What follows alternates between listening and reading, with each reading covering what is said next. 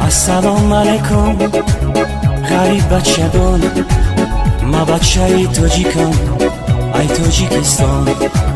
درد و غم و غریبی بگفتن آسان، خداوندی مهربان نگهبانتان. درد و غم و غریبی بگفتن آسان، خداوندی مهربان نگهبانتان. یکی از روزهای روز شد زنگ تلفن، یک غریب سلام گفت شد از من پرسان. یکی از روزهای روز شد زنگ تلفن، یک غریب سلام گفت شد از من پرسان. گفته که گوش کن مرا اکای وای جون، به خاطری غریبان بایدینا بخوان. گفته که گوش کن مرا اکای وای جون، به خاطری غریبان بایدینا بخوان. غریبم غیر تو کسی ندارم، یگانه تو هستی پروردگارم. غریبم غیر تو کسی ندارم، یگانه تو هستی پروردگارم. همیشه نزد تو من گناهکارم، در ملکی غریبی مکن تو خورم. همیشه نزد تو من گناهکارم، در شهری غریبی مکن تو خورم.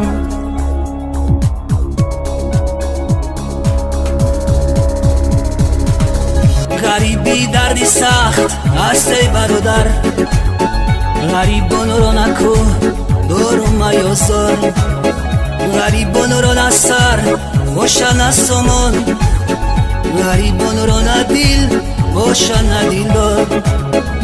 غریبان رو دیلی صد شاک باشد، شغنچه از جفا ای چرخ خونبار. اگر دردی غریب بیرا بدانی، دیده صد شاک گرد در دیده خونبار. اگر دردی غریب بیرا بدانی، دیده صد شاک گرد در دیده خونبار. السلام علیکم غریب بچگان، ما بچه ای تاجیکم ای تاجیکستان. درد و غم و غریبی بگفتن آسان، خداوندی مهربان نگهبانتان. یکی از روزهای روز شد زنگ تلفن، یک غریب سلام گفت شد از من پرسان. گفته که گوش کن مرا اکای وای جان، به خاطری غریبان بایدینا بخوان. گفته که گوش کن مرا اکای وای جان، به خاطری غریبان بایدینا بخوان.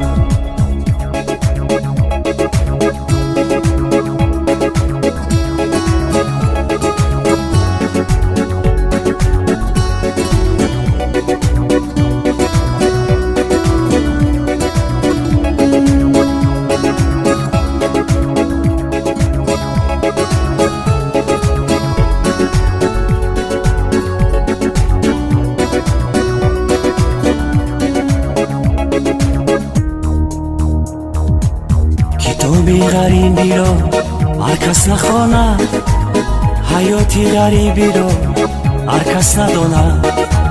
کتابی غریبی رو هر کس نخواند، حیاتی غریبی رو هر کس نداند. اون کسی غریب نبود از کجا داند، اگر کی پرسان شوی فهمانده نداند. اون کسی غریب نبود از کجا داند، اگر کی پرسان شوی فهمانده نداند. غریبان چشم کشایند با یادی وطن، دور از وطن جدا و از زن و فرزند.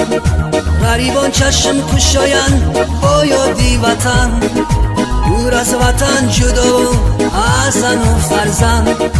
با صد خیال و فکر وقتی خواب کردن، از سحری تو بگو با غم تن به تن.